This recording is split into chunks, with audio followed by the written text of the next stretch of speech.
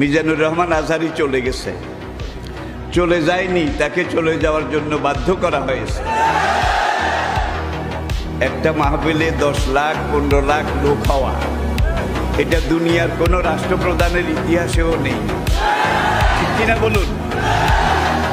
সোজা কথা, সংক্ষিপ্ত কথা, চূড়ান্ত কথা, শেষ কথা, মিজান আবার আসবে, বিজয়ীর বেশে আসবে। আল্লামা শহীদ দেলোয়ার হোসেন সাঈদী রাহিমাহুল্লাহ, উনি ছাড়াও এই ঐতিহাসিক ময়দানে কথা বলেছেন আল্লামা লুৎফুর রহমান রাহিমাহুল্লাহ।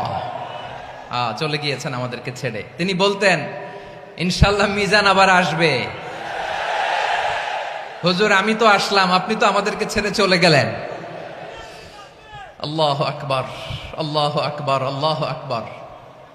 গলায় কোনো সুর ছিল না, সুর দিয়ে কথা বলতেন না, কিন্তু এত চমৎকার শব্দের বুনন, এত চমৎকার প্রেজেন্টেশন, এত চমৎকার ভাবে ঐতিহাসিক বর্ণনাগুলো তিনি উপস্থাপন করতেন। মন্ত্রমুগ্ধ হয়ে আমরা আল্লামা লুৎফুর রহমানের কথা শুনেছি।